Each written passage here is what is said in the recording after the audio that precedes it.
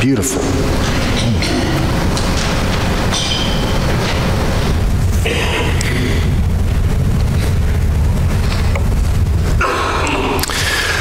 Well, I often think how grateful I am that in so many ways congregational ministry is unlike Jesus' ministry. I mean, I've been to a lot of cemeteries, but never have I run into a naked, demon-possessed man living among the grave markers.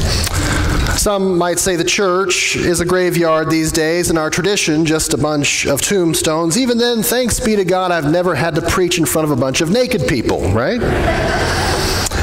However, while there is most of the time a great deal in the stories of Jesus to which it's difficult for us to relate, there is one thing in particular in this story that strongly resonates. And that is that, had it been me, I would have begged Jesus to leave too. And I suspect I'm not alone. After all, if you mess with someone's economy, you're bound to be told to leave. We see it all the time. Those illegal immigrants, they took all our jobs. It's those huge corporations that ruined my small business. It's government regulation that sunk my particular industry. Please, just get out of here and don't come back.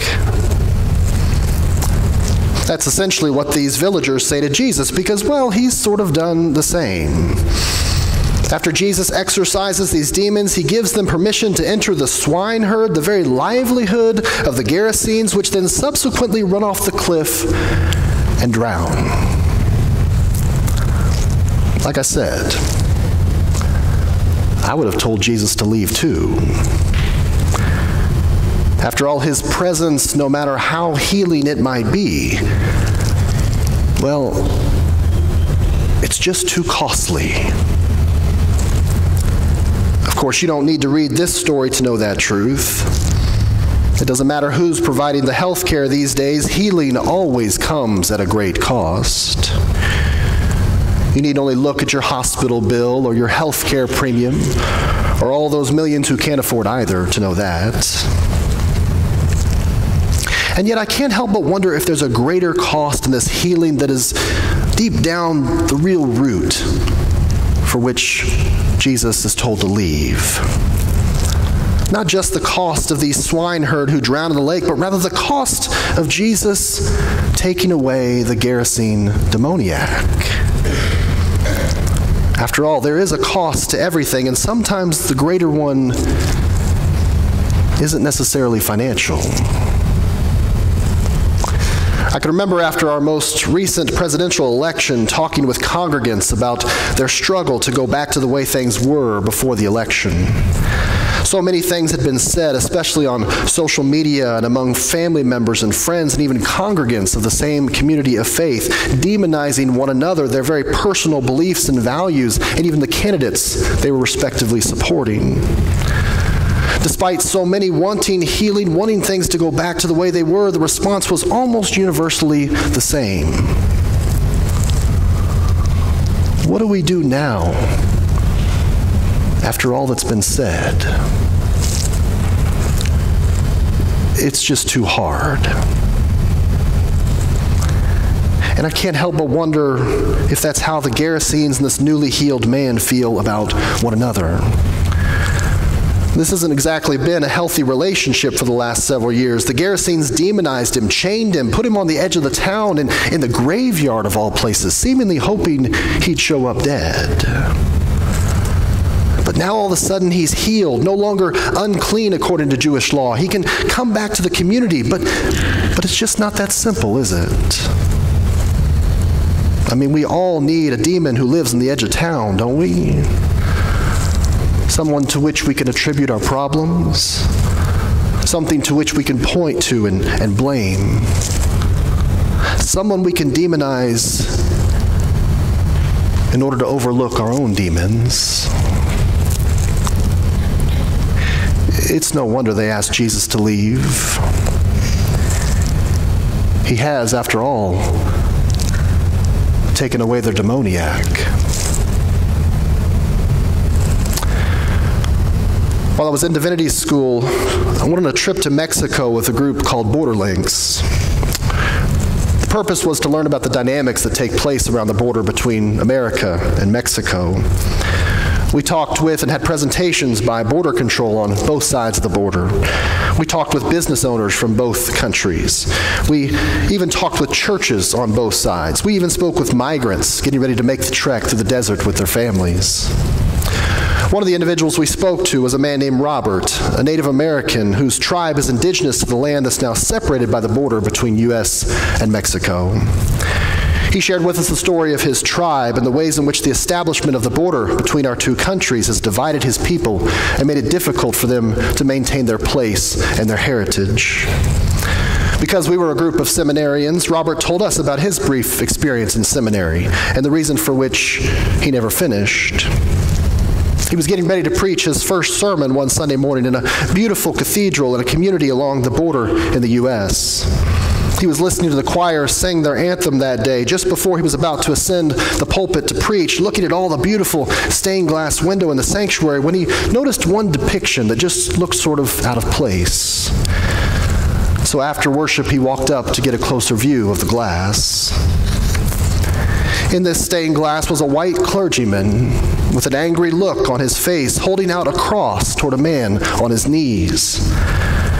An even closer look showed that the man on his knees presented Native American features. And on top of the Native American's head were two horns, making the man look out to be like the devil. He said, I was reminded in that moment that even the church has its demons. A history full of demonizing others while not wrestling with its own. And he's right, of course. It's simply the human condition.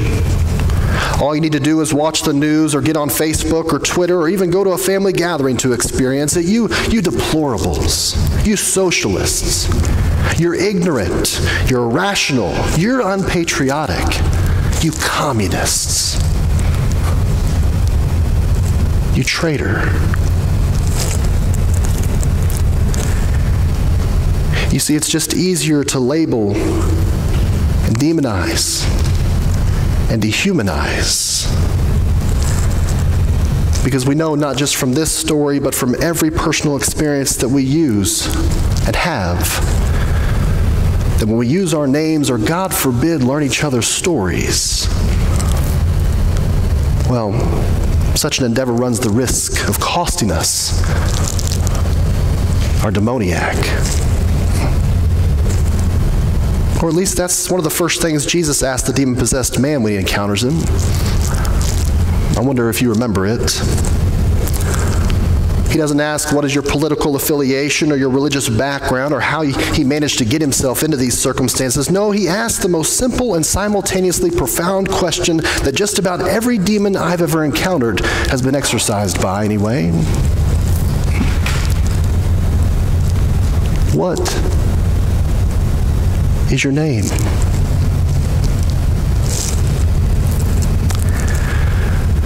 I have a colleague who tells a story from her childhood. She says that every year she went on a family gathering in the car, headed south to the beach. Of course, these were the days before interstates were finished, and so the roads they took were narrow and rural. She says, in fact, in those days, you could go miles and miles before coming across a convenience store or a gas station.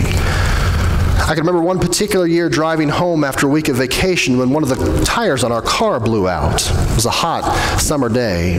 We were a good 30 miles from the closest convenience center or gas station, and we consumed most of the food and drinks in our cooler, and I'll never forget the look of panic on my parents' faces. It was obvious they didn't know what we were going to do. Up the road in the faintest distance, we could see the steeple of a church building.